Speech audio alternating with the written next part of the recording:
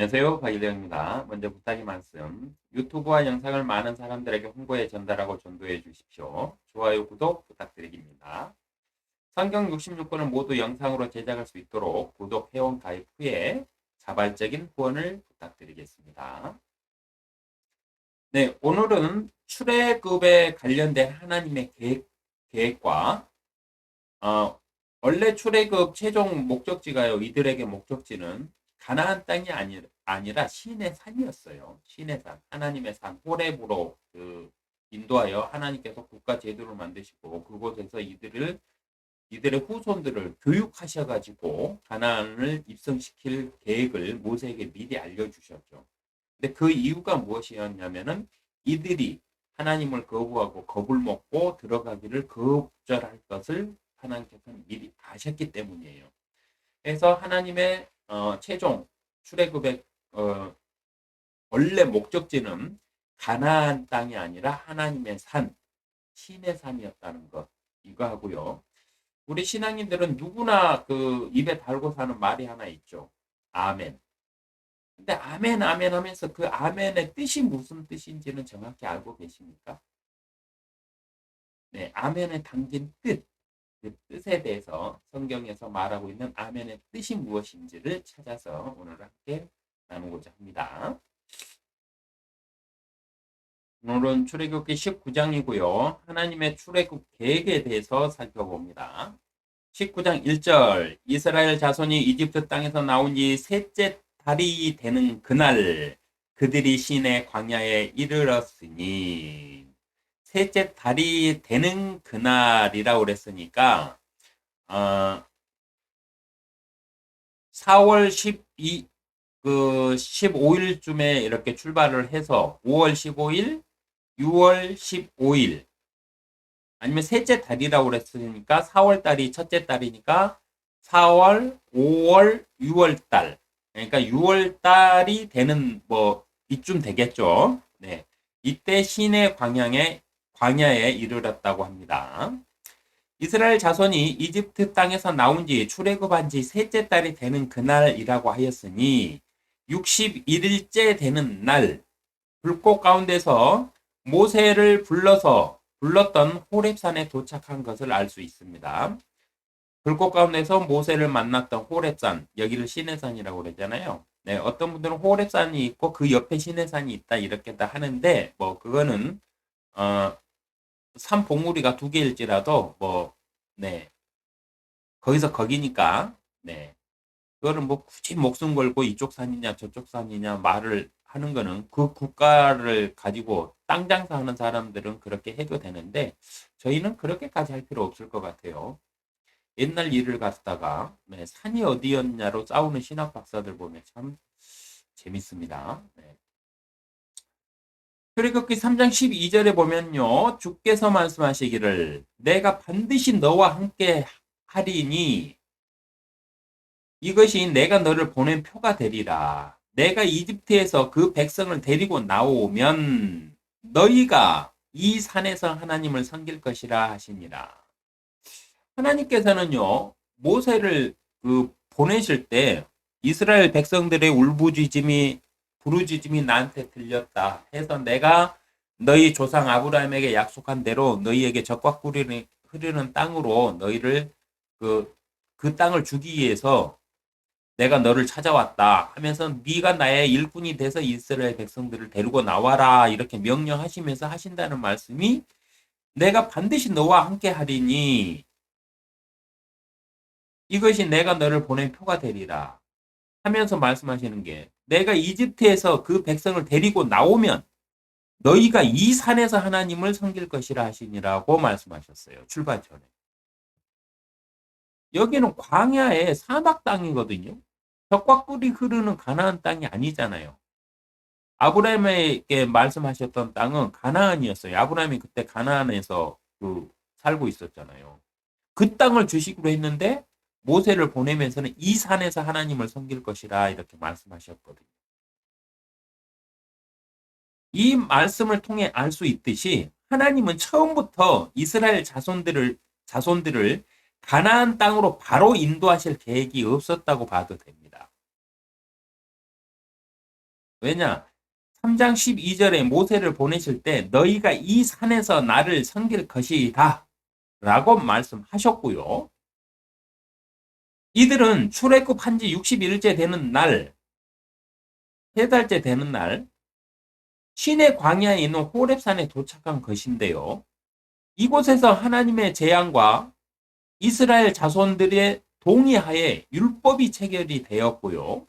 이때부터 호렙산을 기준으로 이동하면서 하나님의 독특한 백성으로 훈련을 받게 됩니다. 그런데 왜 이렇게 했느냐는 거예요. 그러면 하나님은 처음부터 이들을 가나안 땅에 들여보낼 생각이 없었느냐는 거죠.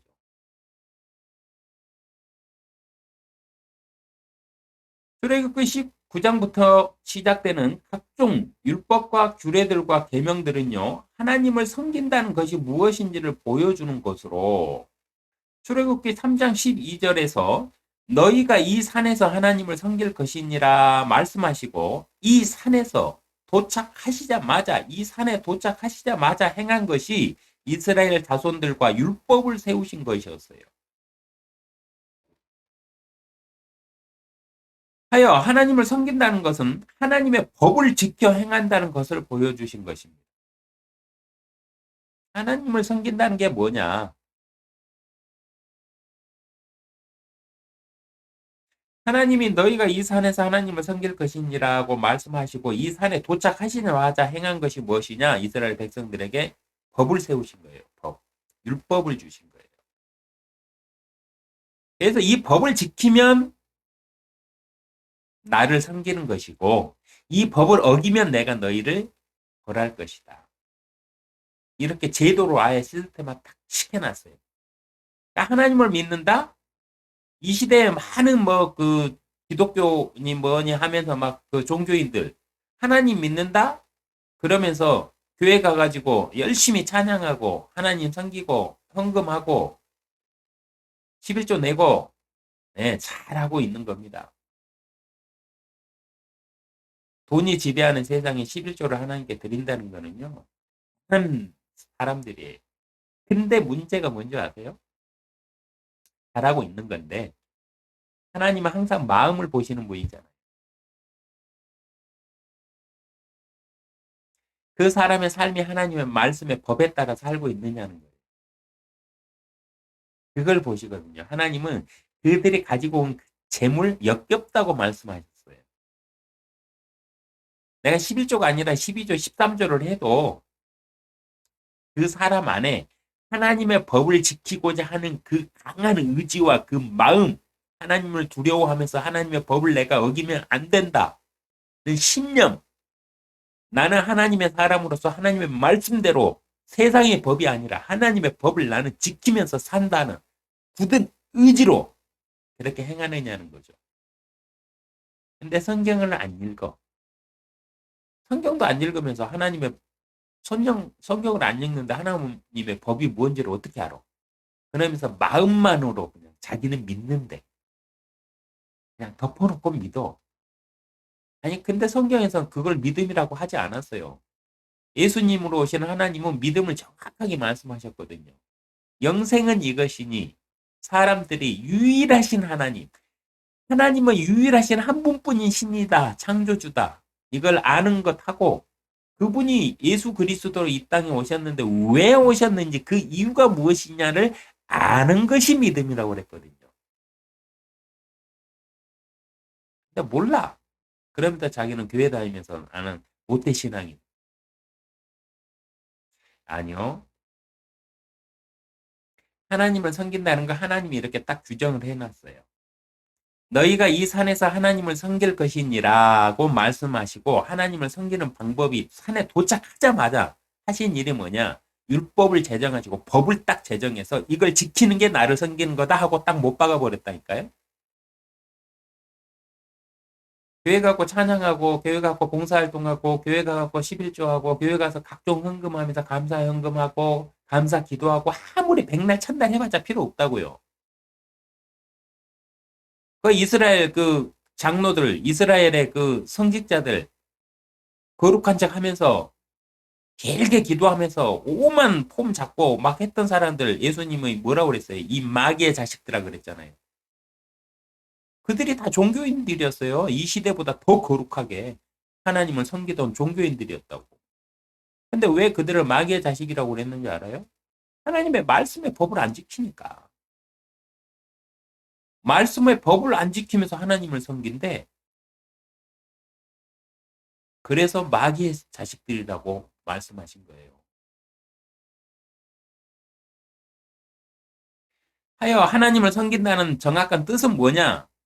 하나님의 법을 지켜 행한다는 것을 잘 보여주고 있는 것입니다. 19장부터 기록된 법들은 너무나 광범위하므로 이 시대 그리스도인들이 참고해야 될 법 위주로만 살펴보겠습니다. 예수님이 완성시키셨던 뭐 규례들이나 뭐 제사법 이런 거, 또 율법 이런 것들 그런 것들 일일이 다 살펴볼 필요는 없을 것 같아요. 다만 알고 있으면은 우리 신앙에 도움이 되는 것들 위주로 제가 살펴볼까 합니다. 일일이 그거 다 살피려면은요, 제가 뭐 저기 그 변호사 될 것도 아니고, 네, 네, 법 공부하는 그 사람이 돼야 되니까 그거는 패스하고요. 자, 첫 번째로 아셔야 될 거는 성경의 최상위 법은 자유의지입니다. 자유의지법, 즉 인간에게 주어진 선택권이 성경의 최상위 법이에요. 십계명? 아니요. 그보다 더 위에 있는 게 인간에게 주어진 자유의지, 선택권이에요. 그게 최상의 법이에요. 하나님과 인간 사이의 최상의 법은 그겁니다. 그래서 1계명부터 10계명을 주고요. 그걸 지키면 복을 받을 것이고 안 지키면은 거기에 대한 벌을 받을 것이라고 말씀하신 거예요. 왜? 최상의 법이 뭐다? 인간의 자유의지. 즉 그 사람의 선택권이니까 너가 하면이라는 단서가 있어요. 강제로 막 십계명을 지키도록 하나님이 강압해가지고 막 이적과 기적으로 막 하늘에서 막 천둥과 막 구름으로 막 어떤 막 형상들 만들어갖고 일한다 하면서 혼내시지 않잖아요. 하나님은 신격을 가지고 계신 분으로서 우리 인간을 창조할 때 인간에게 자유의지를 주시고 인격을 부여했어요. 너 스스로 선택해라. 그래서 이게 성경의 최상의 법임을 항상 기억하고 계셔야 돼요. 안 그러면은 하나님 믿는다고 하나님께 다 맡겨놓고 나 혼자 방탕하게 살 수도 있어요. 나도 모르는 사이에 내가 나태해져가지고 죄를 범할 수도 있어요. 그러면서 그게 죄인지도 몰라. 그러면 그 사람은 망하는 거예요. 불못으로 가는 길이에요. 항상 사람은 모든 순간에 자신 스스로가 선택해야 된다는 거 잊지 마세요. 그러려면 그 선택을 어떤 선택을 해야 되는데 그 기준으로 알아야 될 거 아니에요. 그래서 성경 말씀을 읽고 공부하셔야 돼요. 성경을 모르면 하나님의 법이 뭔지를 모르니까 무슨 선택을 해야 될지는 모르니까 세상 사람들이 선택한 대로 그냥 따라가는 거예요. 세상이 다 그러는데. 그리스도인도 장가가고 시집가기 전에 혼전 관계, 결혼할 사람이니까 괜찮아 이러잖아. 아니요. 성경적으로는요, 남녀가 결합하는 그 순간 부부예요. 근데 세상법에 따라 가지고 뭐, 그 결혼하기 전이니까 뭐 어떠고 저떠고 따지는 것 자체가 하나님의 법이 아니라 세상법으로 살아가는 거예요.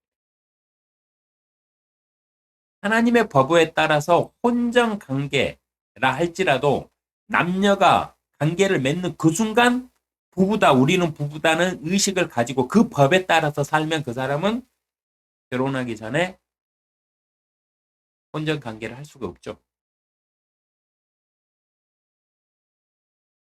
근데 사람들이 세상의 법을 따르면서 하나님의 이름을 들먹여요. 하나님의 법을 안 따르면서. 하나님은 뭐라고 그랬어요? 나를 섬기는 것보다 나의 법을 지키는 거다고 딱 명령을 하셨죠. 율법을 주시면서. 이 점 반드시 기억하셔야 됩니다. 19장 4절, 5절 너희는 내가 이집트인들에게 어떻게 하였으며 내가 어떻게 독수리들의 날개들로 너희를 실어 내게로 데려왔는지를 보았느니라. 독수리의 날개라고 말씀하신 것은 하나님의 능력을 비유하는 거예요. 사람의 손이 안 닿는 공중을 나는 독수리잖아요. 그러니까 사람의 영역이 아니라 신의 영역으로 내가 너희를 데리고 나왔는데 그 과정을 너희는 다 지켜봤다 이거죠. 10가지 이적을 받고 홍해를 가르는 걸 봤다. 너희는 그 갈라진 홍해를 직접 건넌 민족이라는 거예요. 이걸 말씀하시면서 그러므로 이제 만일 너희가 참으로 내 음성에 복종하고 나의 언약을 지키면 너희는 모든 백성보다 나에게 독특한 보물이 되리니 이는 온 땅이 내 것임이라고 말씀을 하세요. 자, 이 말씀도 있는 그대로 해석해 보면 이거죠. 이제 만일이라는 말이 있어요. 조건부예요. 조건부. 지키고 안 지키고는 너희들의 뜻이다. 하나님이 강압하셔갖고 이 법대로 살아라 할 거였으면 만일이란 말이 들어가면 안 되죠. 너희는 참으로 내 음성에 복종하고 내 언약을 지켜라 이렇게 명령을 하셔야죠. 근데 그게 아니라 만일 너희가라고 말해요. 왜? 성경의 모든 법 이에 최상위법이 뭐라고요? 그 사람에게 주어진 자유의지법. 그 법에 따라 그 사람의 선택권이에요. 그러니까 선택을 하는 거예요. 선택. 너희는 스스로 선택을 하라 이 소리. 그래서 무엇을 선택해야 되냐? 내 음성에 복종하고 나의 언약을 지키면 언약이 뭡니까? 하나님의 말씀은 약속하신 약속 해서 언약이잖아요. 하나님의 말씀하신 약속을 지키면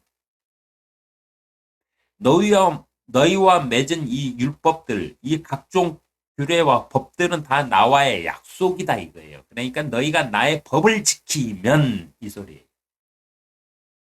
너희는 모든 백성보다 나에게 독특한 보물이 되리라. 독특한 백성이 되리라가 아니라 독특한 보물이 되리라. 그러니까 하나님의 나라에 많은 천사들도 있고 그룹들도 있고 하나님의 세계가 아마 하나님의 나라의 세계가 우리가 살고 있는 이 우주보다 훨씬 클 거 아니에요. 근데도 그 중에서 믿는 하나님을 믿고 따르는 하나님의 법에 따라 사는 자녀들인 이 사람들이 하나님께는 아주 독특한 보물이라는 거예요. 보물. 그걸 말씀해 주신 거고요. 온 땅이 내 것임이라. 이 말은 하늘과 이 우리가 사는 땅을 포함한 말입니다. 온 땅이라고 그랬습니다. 너희가 사는 너희에게 주어질 가나안은 내 것임이라가 아니라 온 땅이 내 것임이다 이랬잖아요. 하나님이 사는 하나님의 세계와 하나님의 나라와 우리가 살고 있는 이 우주에 있는 이 지구의 세계가 다 하나님의 것이다. 근데 그 중에 너희는 아주 독특한 보물이 될 것이다. 이 말입니다. 만일 너희가 참으로는 강제가 아니라 너희 스스로의 선택이다 이 말이에요.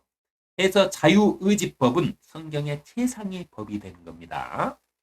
내 음성에 복종하고 나의 언약을 지키면은 하나님의 말씀의 법을 지키면 조건부예요. 조건부. 지키면입니다. 지키면 조건부예요. 내 감정대로 기분대로가 아니에요. 내 감정대로 하나님 믿습니다. 하나님 나이가 하나님을 믿으니까 내 마음이 이렇게 진실하니까 하나님 나에게 뭐 어떠고저떠고 다 감정이에요. 그건 당신의 생각일 뿐이고 당신의 마음일 뿐이고 당신만 느끼는 당신의 감정일 뿐이고 당신의 착각이에요. 법대로예요. 법대로. 하나님의 말씀대로라고. 그래서 말씀을 읽고 그 말씀의 정확한 뜻이 무엇인지 알아야 된다. 그래야 하나님을 섬길 수 있고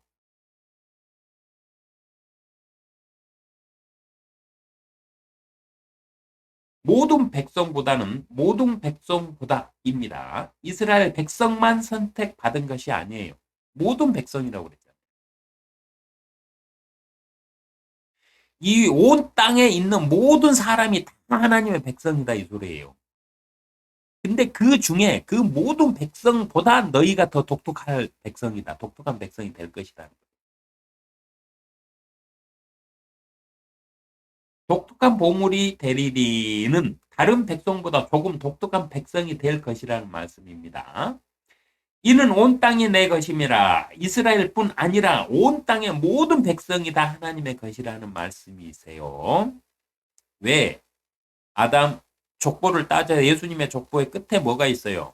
아담은 하나님의 아들이었느니라 라고 족보에 하나님의 족보에 사람이 올라와 있잖아요. 아담이라는 말의 뜻이 뭐라고요? 이름의 뜻이 사람 이 뜻입니다. 사람 이게 아담이라는 뜻이에요. 히브리어로. 그러니까 아담아 이러면 사람아 이렇게 부르는 거라고 그랬잖아요. 그래서 아담에게는 사람이라는 호칭 하나님이 정해주신 호칭 외에는 자신의 이름이 없는 유일한 사람이 아담이에요. 이브는 아담이 지어준 이름이 있잖아요. 그러면 이브라고 아담이 부르기 전에 이브는 이름이 무엇이었을까요? 이브 또한 아담이었어요. 왜? 이브도 사람이니까. 하나님께서 여자 사람아 이렇게 부르셨는지 안 불렀는지는 기록이 없으니까 모르겠어요. 그러나 이브에게도 아담이 그의 아내에게 이름을 주기 전까지는 그도 아담이었어요. 아담은 사람이라는 뜻입니다. 그래서 온 땅의 모든 백성, 모든 사람이 다 하나님의 자녀들이라는 소리입니다. 성경적으로 독특한 백성의 뜻은요, 제사장의 나라를 뜻하는 것으로 여기서 독특한 백성이 될 것이다 그랬잖아요. 독특한 백성으로 독특한 보물이 될 것이라 그랬는데 이 뜻이 뭐냐면은 성경적으로 해석해 보면은 제사장의 이스라엘을 제사장의 나라로 세운다는 거예요. 온 나라에 온 이 세상 온 땅에 제사장의 국가를 세우시는 거예요. 그래서 독특한 거예요. 그래서 하나님에게 독특한 보물이 되는 거예요. 이 온 세상을 하나님께서 통치하시는데 거기에 제사장 국가로 이스라엘을 세우시는 거예요. 이 사실을 이렇게 인식하고 깨닫지 못하면 나중에 이제 신약에 가가지고 계시록이나 이런 데에서 천년 왕국이나 이런 거를 해석할 때 해석을 못해요.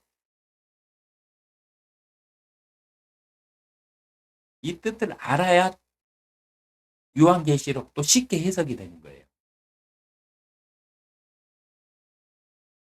19장 6절 너희는 나에게 제사장들의 왕국이 되며 거룩한 민족이 되리라. 이것이 내가 이스라엘의 자손에게 고할 말이니라 하시니라. 모세를 지켜서 이렇게 전하라고 했어요. 너희는 나에게 제사장들의 왕국이 되며 그러니까 이스라엘 자체를요. 이스라엘을 위한 제사장들로 세운 게 아니라 온 땅 모든 나라의 제사장 국가로 이스라엘을 세운 거예요. 그래서 온 땅이 나의 것임이라고 말씀하신 거예요. 온 땅, 이 지구 전체가 하나님의 것인데 이 전체 민족들 중에 제사장의 국가로 제사장의 나라로 너희를 세운다는 거예요. 그래서 천년 왕국에서는 예수님이 직접 이 제사장의 나라를 세우셔가지고 다스리시거든요. 천년 동안. 그러면 온 땅의 모든 사람들이 자신이 구원받기 위해서는 이 이스라엘을 찾아가야 돼요. 그래서 대제사장인 제 예수님 앞에 자신은 구원이 필요합니다. 하면서 회개하고 자복하고 행동으로서 찾아가는 행동으로서 그때는 마음으로 믿는 게 아니라 직접 행위로 찾아가야 돼요. 찾아가서 그 앞에 무릎 꿇고 저를 구원해 주십시오 하면은 예수님이 거기에서 딱 보시고 그 마음의 진심을 보시고 옳다. 구원받을 자여 너는 하나님의 아버지의 나라로 가라 하면서 바로 그냥 하늘나라로 올려보내세요. 이게 천년왕국이에요. 그래서 이 역할을 갖다가 이스라엘을 세워가지고 하나님께서 시키셨는데 이들이 이걸 안 하고 엉뚱한 길로 가기 시작한 거죠. 그래서 이스라엘은 너희는 나에게 제사장들의 왕국이 되며 거룩한 민족이 되리라. 이 말은 제사장으로 구분받았기 때문에 구별했기 때문에 거룩하다는 소리예요. 이들이 독특해서 거룩하다는 게 아니고 이들이 특별해서 거룩한 게 아니고 하나님이 이들을 그렇게 세웠기 때문에 너희는 거룩한 민족이 되어야 된다 이 소리. 근데 이들은 오히려 하나님께서 복을 주시니까 오히려 다른 나라보다 더 타락을 했죠. 더 쉽게 막 망가지고 더 타락을 하죠. 이스라엘의 하나님께 온 세상 모든 민족들보다 조금 더 독특한 보물인 제사장들의 왕국의 백성이 된 이유는요. 이스라엘 자손들이 특별해서가 아니며 그들의 조상인 아브라함이 특별해서도 아닙니다. 하나님께서 이스라엘 자손들을 제사장들의 나라, 백성으로 특별한 보물로 삼으신 이유는요. 창세기 3장 15절에 이미 나와 있어요. 내가 너와 여자 사이에 또 내 씨와 그녀의 씨 사이에 저기를 두리니 그녀의 씨는 너의 머리를 부술 것이요 너는 그의 발꿈치를 부술 것이라는 말씀을 이루시기 위하여 아브람을 선택하시고 아브람에게 약속하신 구주로 이 땅에 오시겠다는 내 씨의 언약을 이루시기 위해서 그 후손들인 이스라엘 자손들을 제사장의 나라의 백성으로 삼으신 것으로 구주로 오실 예수 그리스도는 영원한 대제사장으로 제사장의 나라에서 탄생해야 했기 때문에 이거예요. 영원한 대제사장인 예수 그리스도로 오실 하나님은 제사장의 나라에서 탄생해야 했기 때문에 이스라엘 자손들을 제사장들의 나라 백성들로 세우신 것입니다. 이 외에 아무런 이유도 없습니다.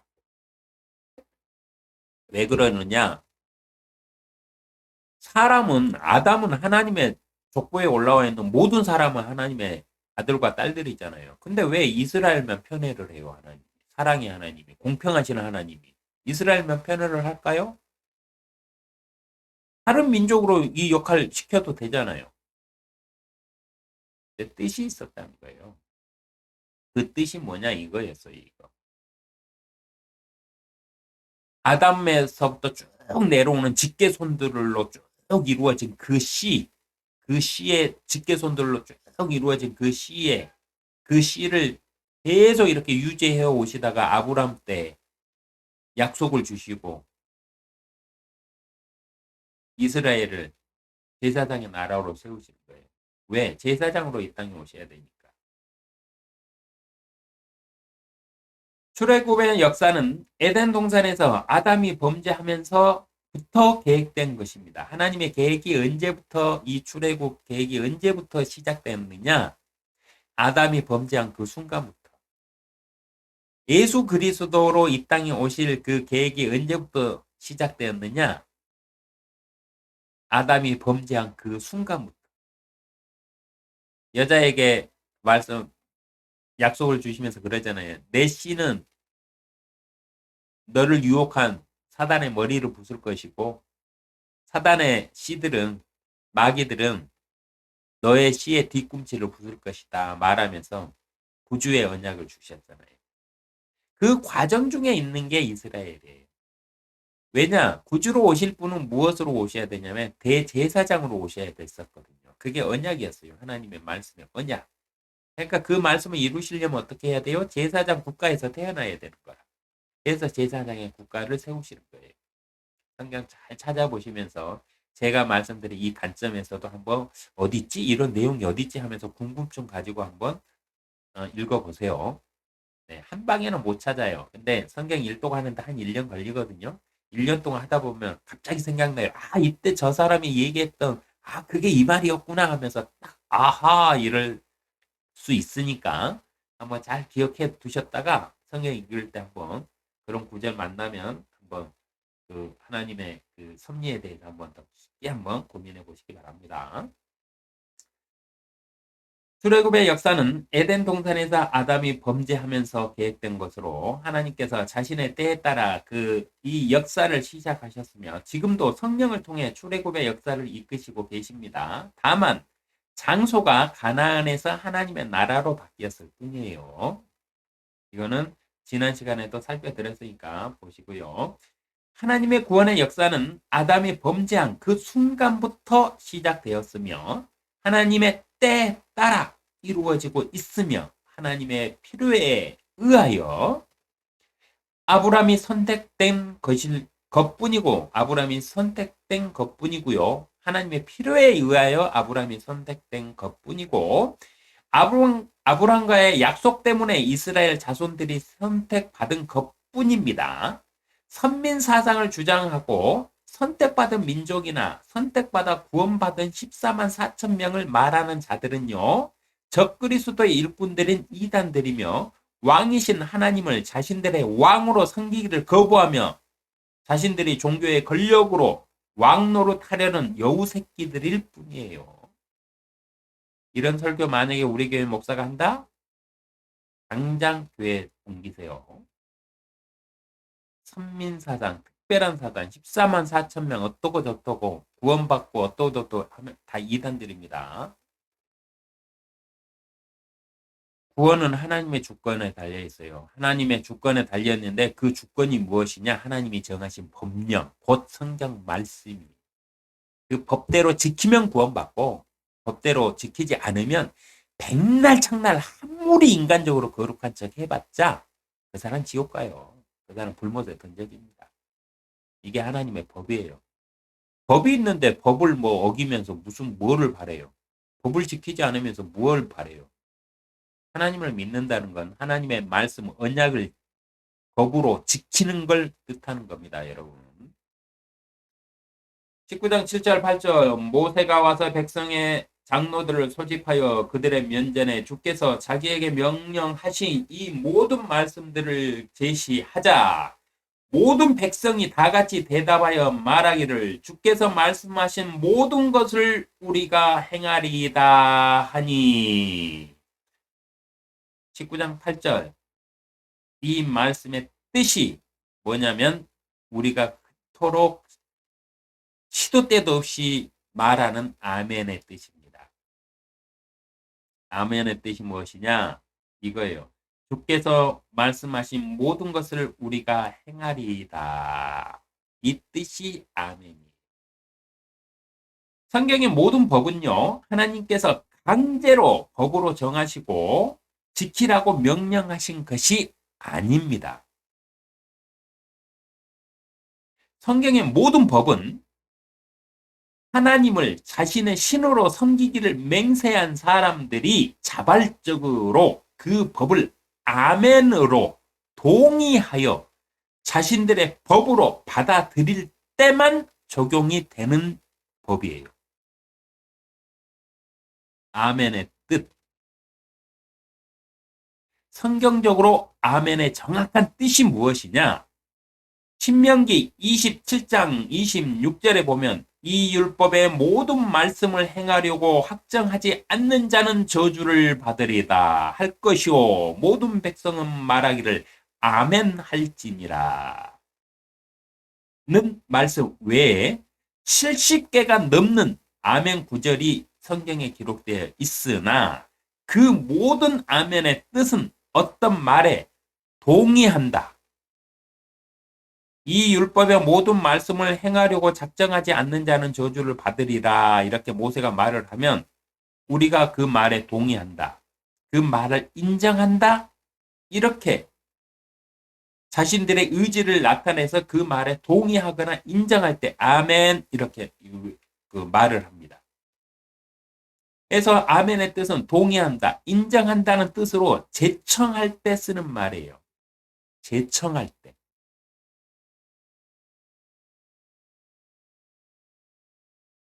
그러나 이스라엘 자손들은요.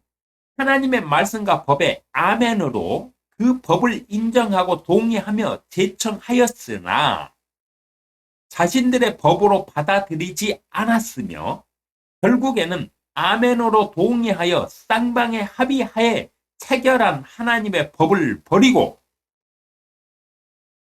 자신들의 왕을 구함으로 이들은 스스로 하나님의 독특한 보물이 되기를 거부했어요. 종교인들이 설교를 듣거나 기도의 끝에 습관처럼 때로는 진심으로 아멘이라고 말할지라도 그 뜻대로 이루어지지 않는 이유가 있는데요. 그 이유는요. 아멘의 뜻이 그렇기 때문에 그렇습니다. 아멘의 뜻이 뭐냐? 동의한다, 인정한다 이 뜻이에요. 그 말에 나는 동의한다. 그 말을 나는 인정한다 이 뜻이에요. 그런데요. 아멘으로 인정하고 동의하며 대청을 하더라도 내가 그 말에 옳다는 걸 인정할게. 그 말에 동의해 놔도 하는데 자기 자신의 삶, 나는 받아들일 수는 없어. 그러면 그것이 끝이에요. 왜 기도하고 설교 끝에 아멘하고 백날 첫날 해도 이루어지지 않느냐? 동의하고 인정을 해, 그 말에 대해서. 근데 자기의 삶에 받아들이지를 않는 거예요.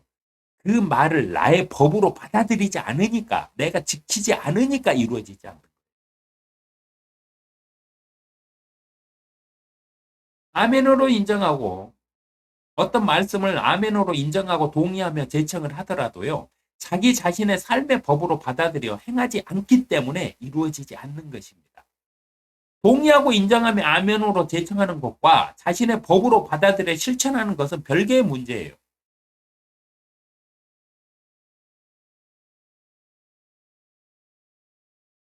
자, 우리나라 법 중에 누구나 알고 있는 법 중에 횡단보도로 건널 때는 파란불에 건너라. 빨간불에 건너면 안 된다. 법 누구나 알고 있는 법이에요. 자, 여러분, 횡단보도는 파란불에 건너고 빨간불에는 건너지 않습니다.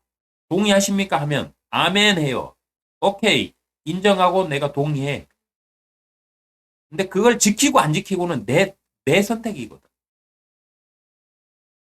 근데 차도 없고 편도 2차선이고 그럼 뭐 차도 없고 그러면 그냥 빨간불에도 건너가고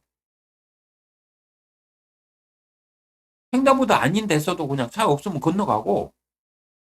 근데 원래 법은 뭐예요? 우리가 알고 있는 아멘한 법은 뭐예요? 사람이 도로를 건널 때는 횡단보도를 파란불에 건넌다. 누구나 인정하고 동의했어요. 아멘이라고. 근데 안 지켜. 그래서 안 이루어질 거예요. 동의하고 인정하며 아멘으로 제청하는 것과 자신의 법으로 받아들여 실천하는 것은 별개의 문제입니다. 한국에 사는 사람이 미국의 법을 인정하고 동의한다 할지라도 그 사람은 한국에 살고 있기 때문에 미국 법에는 적용받지 않는 것과 같은 이치예요.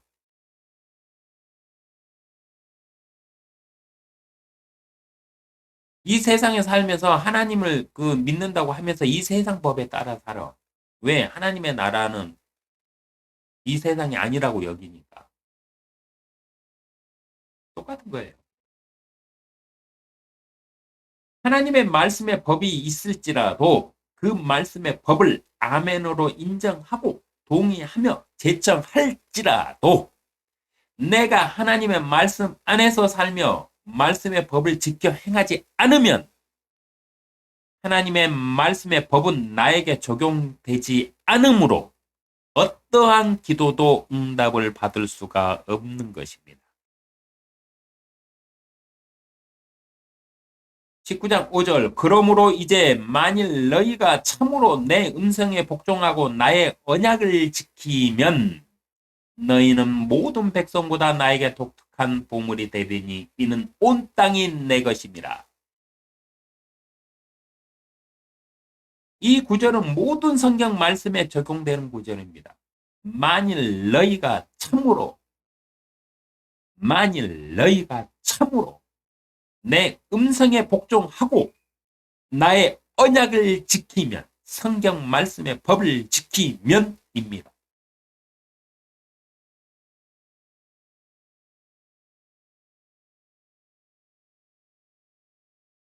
근데 성경도 안 읽고 무슨 법이 있는지도 모르면서 아멘 아멘 무슨 설교 들으면 그게 무슨 말인지도 모르면서 아멘해 하나님의 말씀이라고. 그러니까 안 이루어져. 그러니까 마태복음 25장에 주여 주여 한 사람들이 불못에 던져지는 거예요. 아무리 아멘으로 동의하고 인정하며 큰 소리로 제청할지라도 당신이 그 말씀을 지켜 행하지 않으면 그 어떤 것도 이루어지지 않습니다. 왜? 하나님은 법을 주셨고 그 법을 지키는 자에 따라 그 법에 따라서 지키는 자에게는 상급을, 지키지 않고 범죄하는 자에게는 벌을 주시는 분이기 때문에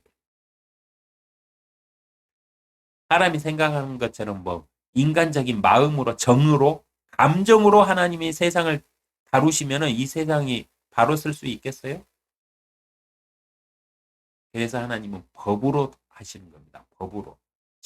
명확한 법의 기준을 딱 정해놓고 이 법은 왕이 됐든 거지가 됐든 누구나에게 적용하는 거예요. 똑같이. 그래야 백보자 심판이 가능해집니다. 백보자 심판이 끝나야 하나님의 영원한 나라를 펼치실 수 있기 때문에 그래요. 성경의 모든 율법과 계명들은 하나님을 어떻게 섬기며 그리스도인으로 그리스도인으로 어떤 삶을 살아야 하는지 그 방법들을 알기 위한 것이에요. 하나님 믿고 섬긴다는 것은 하나님의 말씀을 읽고 그 뜻대로 실천하며 말씀의 법을 지켜 행한다는 것을 말합니다. 말씀의 법을 지켜 행한다는 것을 말해요. 내가 믿는다고 하면서 하나님 나는 믿습니다 하면서 하나님의 말을 안 지켜. 그건 믿는 거예요? 자기 혼자 핑계 대는 거고 거룩한 교만에 빠져가지고 자기 스스로를 갖다 속이는 짓이지. 그게 믿는 거예요?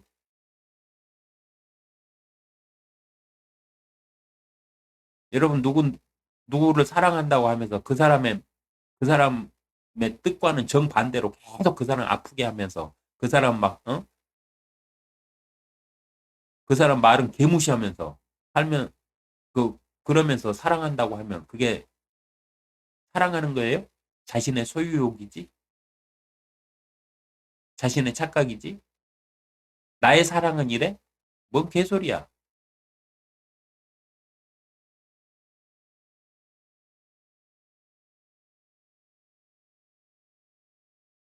하나님 자신 또한 모든 것을 자신이 정하신 법 안에서 법적인 근거가 있을 때만 그 법을 기준으로 공평하게 그 법률이 정한 법적인 허용치 안에서 사람들에게 역사하실 수 있습니다. 이유는요, 백보자 심판을 하셔야 하기 때문이에요. 심판하실 분이 스스로 법을 지켜 행하지 않고 감정적으로 막 누구한테는 이렇게 해주고 막 누군가한테는 이렇게 안 해줘. 그러면 심판자의 자격이 문제가 생기기 때문입니다. 또한 누구에게나 공평하신 하나님이 되시기 위해서는 정하신 법률 안에서 법이 허용한 범위 내에서 행하셔야 하기 때문에 그래요. 누구에게나 공평해야 되니까.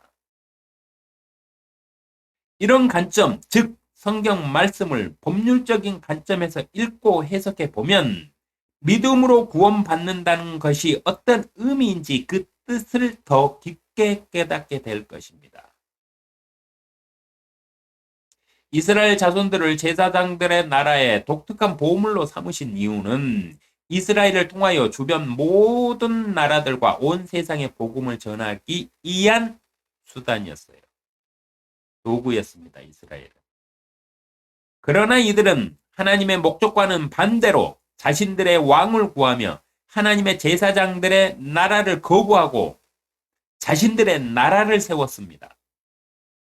하여 하나님께서도 이들을 계속 하나님의 나라의 제사장들로 사용할 수 없게 되었어요. 그래서 예수님으로 오신 하나님께서는 무화과 나무를 비유로 이들을 버리셨다는 것을 말씀하시며 회개의 기회를 또한 주셨습니다. 너희는 다시는 무화과 나무에게 뭐라 그래? 너는 다시는 열매 맺지 못하리라. 그 순간부터 지금까지 이스라엘은 열매 맺지 못하고 있어요. 하나님의 독특한 제사장의 나라로 세움을 받지 못하고 있어요. 아직도. 근데 하나님이 버리셨느냐? 아니요. 먼저 자기들이 버렸어요. 먼저 하나님이 다스리던 나라의 제사장들의 국가였는데 자신들이 하나님을 버리고 사울을 왕으로 구했어요. 그러면서 하나님을 버렸어요. 예수님으로 오신 구주로 오신 예수님이신 하나님을 자신들이 죄도 없는 그분을 십자가에서 사형시켜 달라고 로마의 법에 청원하여 빌라도에게 모든 죄는 모든 이 사람의 모든 피해값은 우리 자손들이 짊어질 테니까 자손들에게 돌리고 너는 죄 없으니까 그냥 사형만 온도해 달라고 해가지고 하나님을 버린 민족들이에요. 그 이후로 이들은 제사장의 국가로 독특한 하나님의 백성으로 아직도 세움을 못 받고 있습니다. 언제까지? 마지막 때까지. 14만 4천 명이 회개하면서 하나님을 오셨던 예수님을 자신들의 하나님으로 구주로 진정으로 그 앞에 회개하면서 무릎 꿇고 용서를 구하는 그리스도인들이 14만 4천 명이 나타날 때까지. 그렇다 하더라도 이들은 이 생에 내에서는 이 세상 안에서는 세움을 못 받아요. 영원히. 왜? 무화과 나무는 영원히 열매 맺지 못하니까. 그 무화과 나무를 그렇게 하나님이 말씀하셨잖아요. 이들은 언제 도구가 되느냐? 천년왕국에서 예수님이 직접 제사장의 국가에서 제사장의 나라를 직접 통치하실 때 이들은 그 대제사장 밑에 일꾼들로 쓰임을 받게 되어 있습니다. 그 인원들이 또한 14만 4천 명 정도가 돼요.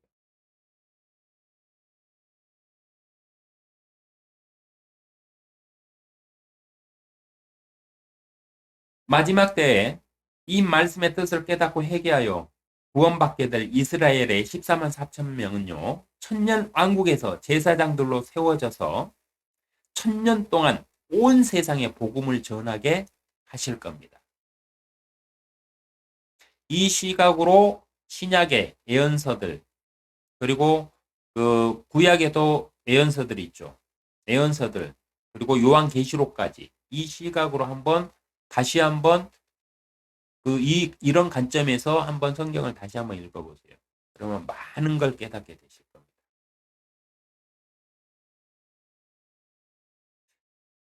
아멘의 뜻이 뭐라고요? 동의한다, 인정한다. 그러나 내가 동의를 하고 인정을 하는데 나의 법으로 나의 말씀으로 받아들이고 내가 그 법을 지키면서 살고 안 살고는 나의 자유의지다. 왜? 성경의 모든 법 이에 세상의 법은 그 사람에게 주어진 자유의지 법이기 때문에 그래요. 선택권은 당신에게 있습니다. 진정으로 하나님을 선택하셔서 그분의 말씀에